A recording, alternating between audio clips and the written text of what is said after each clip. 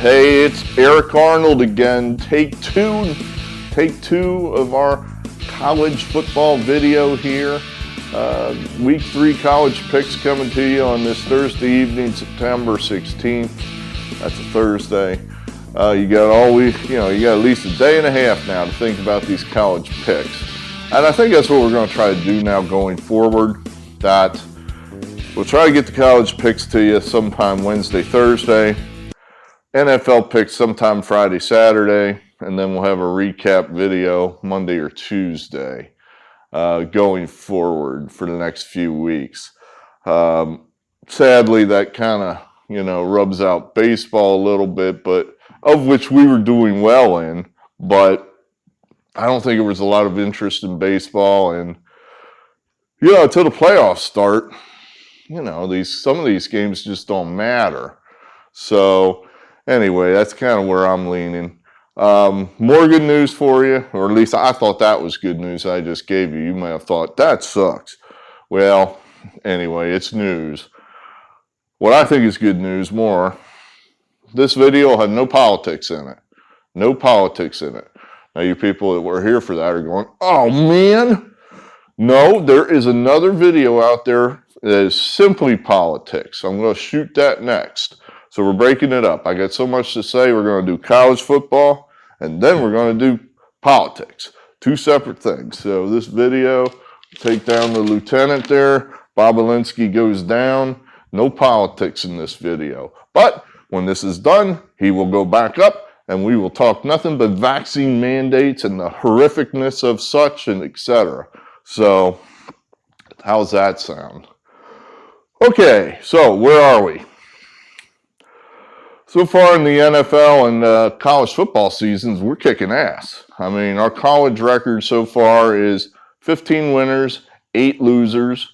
In the NFL, we've got 4 winners, 1 loser.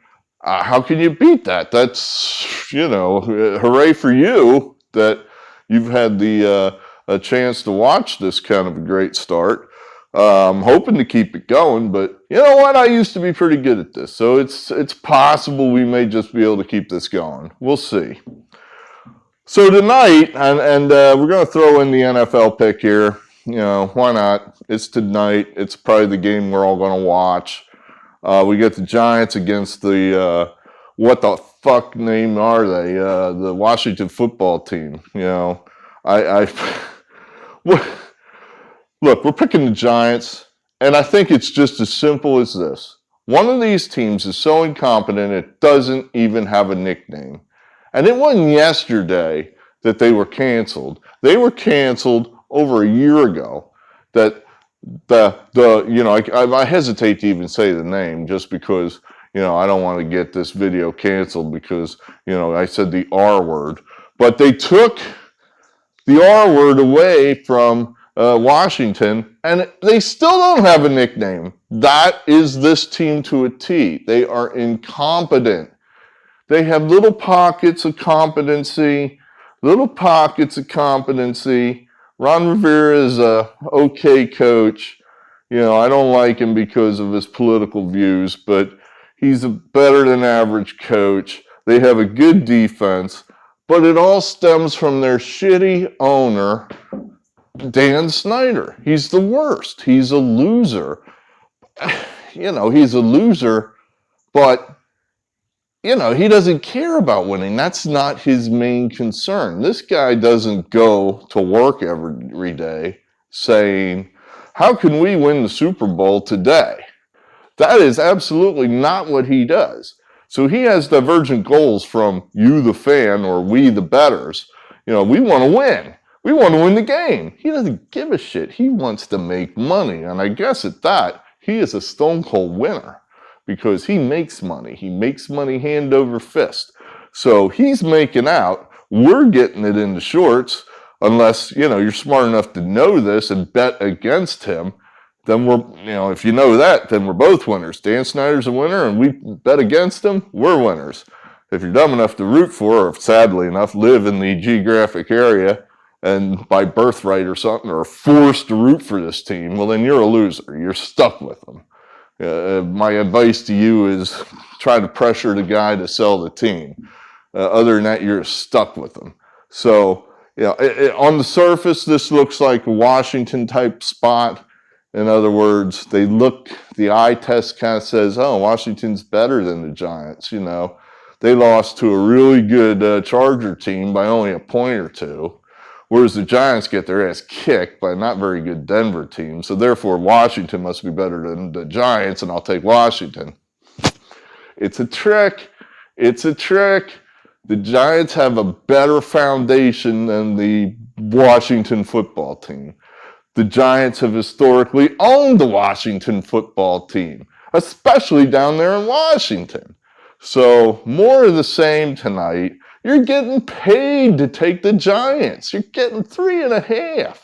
Last year, both these games, almost said it, the Washington football team versus the Giants, both of these games landed within 3 points. So, this is the type of thing here where Washington might win the game by 2 points and we still get paid. So we're taking the half point, the 3.5. We want the Giants. Absolutely. That's what we play tonight. All right, let's go forward. And we got a bunch here. I forgot to count to tell you the number, but it's double digits. It's somewhere between 10 and 15, I believe. So this video isn't 30 minutes long. Let's pick up the pace. I don't have a strong feel for these games just yet. I still am kind of, I think to myself, I don't seem to know what I'm doing. I can't seem to get a read on some of these picks. But we got 15 winners out of 23, so something's clicking. I don't know. Anyway, the system, my little model, really loves Maryland. That's why I put the $2 signs on that. I'm not sure. I just kind of, and I'll have to adjust that slide there. I've got it marked incorrectly, but you'll never see the mistake. But Maryland laying the 7.5 here at Illinois, that number just seems a little wrong to me. Seems a little high. Now look, here's the key. The key to this game. No, I'm sorry. There is no key to this game. I'm thinking of something else. Maryland's just, they beat West Virginia, and that was, a pretty good win. So this game is the key to a West Virginia game. That's what I was thinking. Unfortunately, this game goes first. So, you want to play West Virginia or play against West Virginia, you need to watch what happens in this game. Does Maryland, are they good or are they bad? That's the key to the West Virginia game, which has nothing to do with this game. But anyway, so we kind of model likes Maryland. They just think that, I don't think much of the coach, but I think it's possible that this guy can recruit. He seems to have some real talent on that team. And Illinois has got, I like that team coming into the season, but, for one thing, they're playing with a backup quarterback. They have chaos at the quarterback level. The kid from Rutgers came in, did a nice job, rallied the troops and beat Nebraska, which may not be all that big of a deal. But he's a backup for a reason. He's not as good as a starter, and he's been in there, and I think he's probably going to be in there Friday night. So we're laying the points with Maryland and see if they can just keep their momentum going, see what happens there. All right, number next, Coastal Carolina. We think that's a good team. And by good, I mean not just like, oh, wow, that's the best team in the Sun Belt. This is a top 15 team, I think. And you're playing a MAC team. Buffalo lost by 25 points at Nebraska. Nebraska's not good. Nebraska is not a good team. So, that was a game Buffalo should have been able to keep that close. They should have been a lot closer to Nebraska. That should have been no more than a 10-point spread. But they got beat by 25 points by a bad Nebraska team. It's possible Buffalo's not good. They lost their coach. The coach was a man named Lance Leopold. He went to Kansas. Pay attention, Rusty Hall. I know you're a Les Miles guy. He's not at Kansas anymore. This is now Lance Leopold. Leopold's a good coach. He's a really good coach, and he's going to make Kansas relevant sooner rather than later. So pay attention to that. Don't just reflexively bet against Kansas. That's a mistake because they now have a quality coach there. Well, the quality coach ain't at Buffalo anymore, so, there could be a hole there. And Buffalo had a real bad first game. So we're just thinking momentum play here. Coastal Carolina just keeps on trucking. Much the best over Buffalo. If they show up, they should win this by 2 touchdowns. We'll see what happens. This is a hunch play. I got no model angles to back this up. This is just a feel deal. I think Cincinnati is a lot better than Indiana. I just keep thinking back to Cincinnati gave Georgia all they wanted in the bowl game last year. All they wanted. Georgia had to come from behind in the last gasp fourth quarter to win that game. And we just saw what Georgia did to Clemson a couple weeks ago. Georgia is a top 5 team. I don't think Cincinnati is far behind Georgia. That's how good I think Cincinnati is.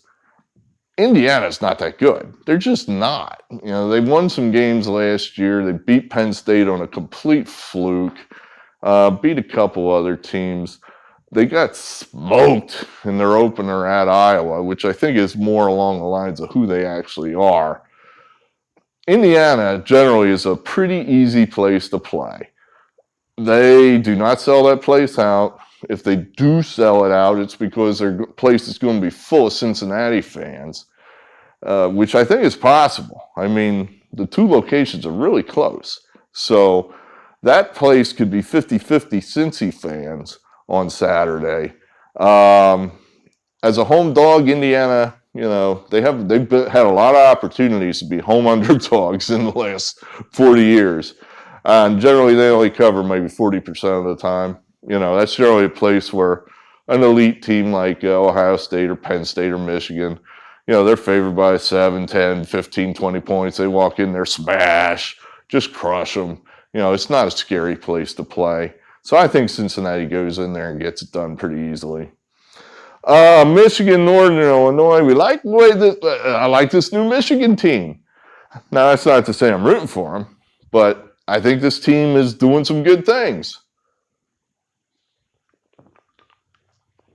These guys, the internet tells me, rushed for 343 yards against the Pac-12 team against Washington. That's pretty good. And if you can run the ball like that against a Power 5 conference team, and now we're playing a MAC team, look out. The teams that run the ball can run up some really big scores. That is a way you run up scores. As you have a real strong running attack. You can just grind it the hell out. 5, 6 yards a carry. Boom, boom, boom. Then pretty soon the second half, that turns into 25, 30, 80 yards a carry. So 27 points. I think Michigan covers that number. I think they get it. That Michigan, this has the feel of a better Michigan team, that this isn't some of the clown units they put together in the last few years. This seems like this is a better unit. This is more the Michigan I'm used to. I didn't even recognize these guys the last few years. Starting to think, I don't know. I didn't know what to think. It's like, what happened to these guys? But I think this team looks like they can cover 27. All right, what else we got here? Okay, this used to be a deal. This used to be a premium matchup. Oklahoma, Nebraska. Game of the century, 1971. Johnny Rodgers, tailback for Nebraska. That year they won the national championship. That was so long ago that Tom Osborne wasn't even a coach. I think it was still Bob Delaney. So that's how long ago that was. But yeah, these used to be 2 premium schools, football-wise, and now you just have Oklahoma. And Nebraska's bad. And they don't they've had a number of opportunities in the Big Ten as big underdogs, and just as often as not, they've gotten smoked. It wasn't that many years ago, I think, that they came into Columbus and we took these guys out like 62-3. Geez, I mean, that's a Nebraska team. That wasn't Akron we just smoked 62-3. It was Nebraska. So, I know you can make the argument, oh, well, they're going to be desperate and they're not going to want to be embarrassed and they're going to play hard. I mean, that's possible. But maybe when you're just outclassed, sometimes that just only goes so far. So, if I was Lincoln Riley and I'm coming into the big bad SEC and I know I got to recruit now in the big bad SEC and play all these SEC schools, I want to grease these guys. I want to hang up 50. I don't want these guys anywhere close to me. So, I would be motivated if I was Lincoln Riley. Big out of school, or I should say out of conference name like Nebraska. You don't want this one to be close. You do not want this one to be close. You want to smoke these guys. So that's why we're taking Oklahoma. Minnesota, Colorado. I like Minnesota's coach. I think he's a good coach. I think he had a good game plan there for Ohio State. Just couldn't quite get it done. May have softened them up a little bit, though, for Oregon. And that's kind of why we're taking Minnesota here, in that I think Texas A&M totally softened up Colorado. Colorado had a huge opportunity to beat Texas A&M outright, losing in the last moments, 10-7? I'm thinking that kind of a game just takes it out of you, physically, emotionally. Yeah, you need a cupcake after that kind of game, not Minnesota. Minnesota's a good team.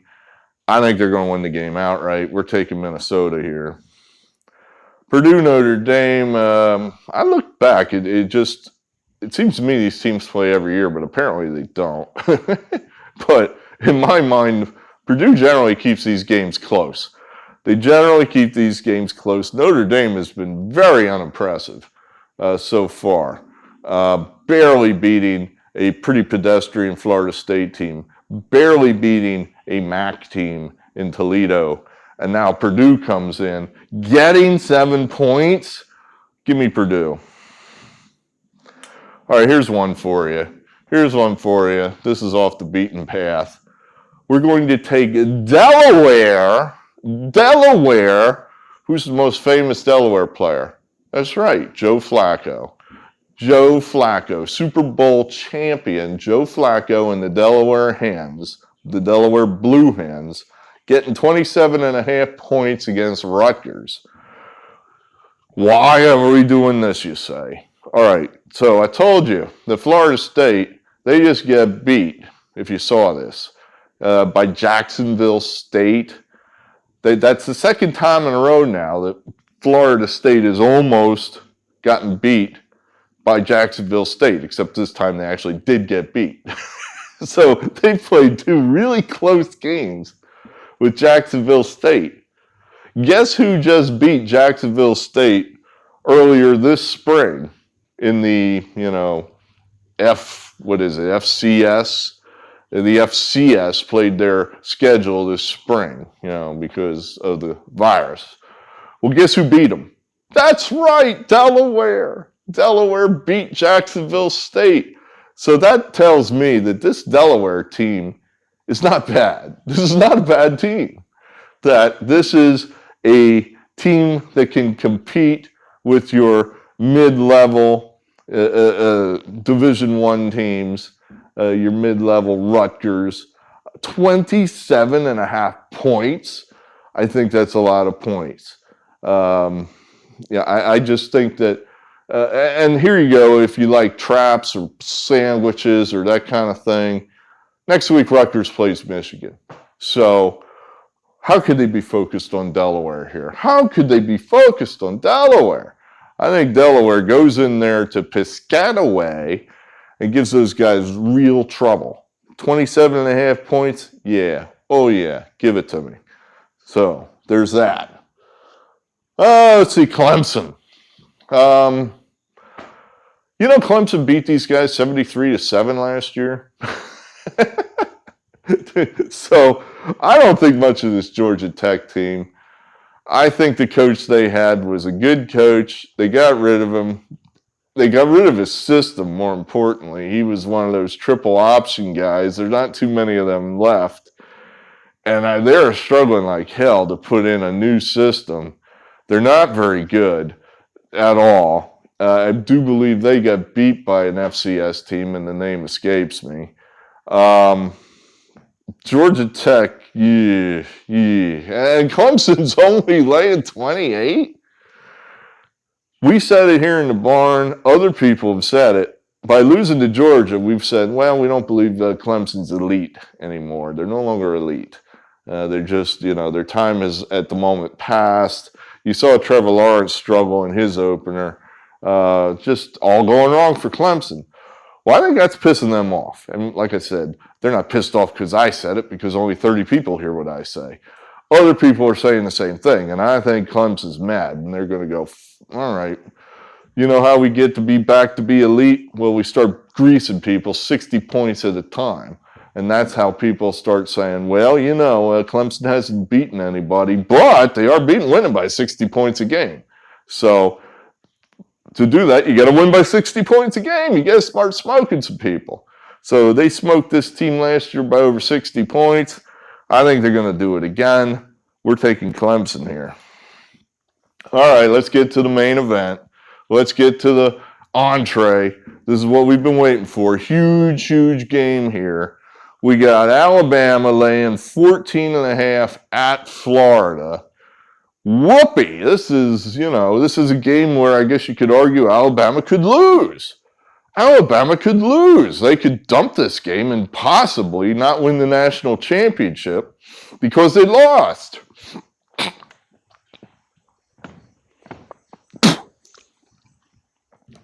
My apologies. I don't know. I just think you get more miles by betting on Alabama than against them. I'm not ready to go against Nick Saban. I like Dan Mullen. I think he's a good coach there at Florida. But if this is what Nick Saban does, he wins. And here's, is it possible he wins by 10? Absolutely, that's possible. But he may just go down there and smoke these guys. It just might be like Miami. You look at the end of the first half and it's 28-3 Alabama, and there's a lot of people in the swamp going, what the hell just happened here? Don't know. I just think Alabama's just got that extra gear that Florida doesn't have. So we'll see what happens, but we're going with Alabama. I don't have a hell of a lot more reasoning or justification other than that. Arkansas, Georgia Southern. Georgia Southern we think is a bad team. And we think it's possible Arkansas is a good team. That now Arkansas is starting to win a couple games. They had a nice win. Now, the bounce back, or what's the word I want? Deflation theory, that how can they possibly get up here now after storming the field by beating Texas? I don't know. I think that theory works more in the pros than it does in college. That big win against Texas, I think that could just simply signify that Arkansas is good, that Arkansas is really good. And you're only laying a 23.5 here against I don't think very good Georgia Southern team. I don't think they've done that well. My mind, they lost to somebody and it wasn't close. And it wasn't like they lost to Ohio State. It was a generally not very good team. I cannot remember who it is. I don't have my notes in front of me. That's kind of stupid. Why would I not? Why would I, what would they? But at any rate.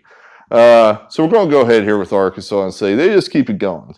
And that happens sometimes in college where a team just gets on a wave And they're none of these ups and downs like you see in the pros where here's a big game and I got to win.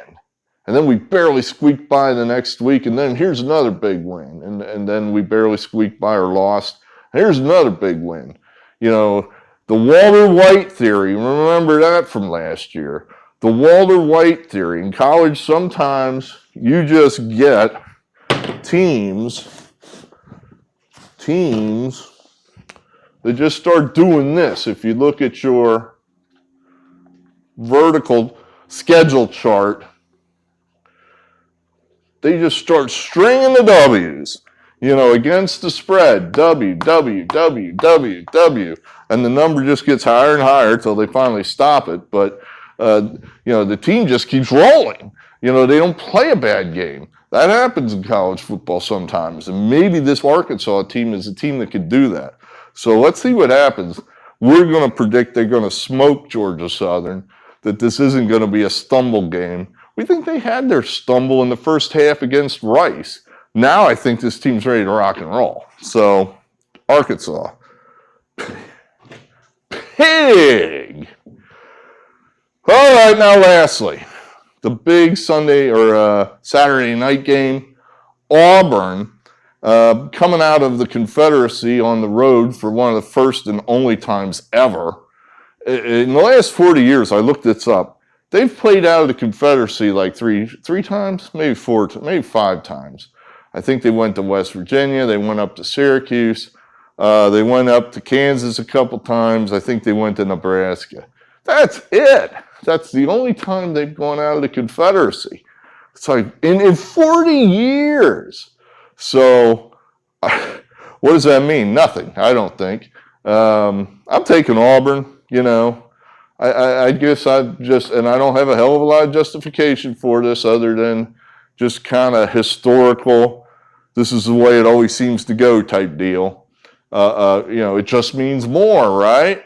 You know, Southern football just means more to the Southern people than Northern people. So they're going to be better prepared, better players, etc. Penn State, I like this Penn State team. I think it's a really good team. But, you know, I just, when that's the SEC, and when I say the SEC, I mean Alabama. You know, that was the only team that ever had the guts to come up and play Joe Paterno.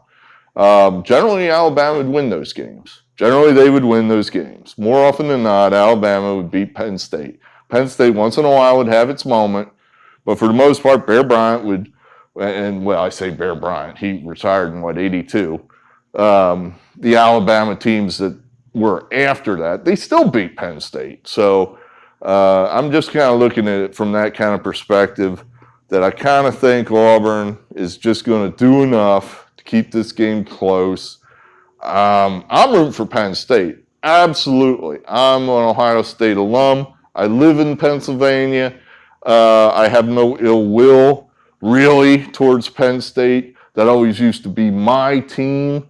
So before I went to college, I decided I didn't actually want to go to Penn State. So yeah, hell yeah, I'm rooting for Penn State. I think Auburn covers the number. That's just how we're going to play that. So there you have it. What is that? 1, 2, 3, 4, 5, 6, 7, 8, 9, 10, 11, 12 games. That's pretty good. That's pretty good. That's action throughout the day, you know. Action on Friday as well. So I think you're getting a lot of what you want is action. I'm not sure if you want winners or not. I hope you want winners. I'm hoping these are winners. We'll see what happens. Good. So hit the like button. Better yet, tell a friend. You know, hey, this guy's winning. You know, he's winning. Just saying. You know, he might start losing, but for now, he's winning. You know, you could do that. That happens. That would be helpful. I would enjoy that. Thank you. But we do appreciate you that are here because we have to. We don't have that many people that watch these videos, so we really appreciate you all. So thanks for being here. I do appreciate you. Good. All right, now I'm all worked up, and now I'm really ready to take on some vaccination shit. So I'm going to take a drink, and then we're really going to get to work. Thanks. and I'll see you all for the NFL in a day or two. Thank you.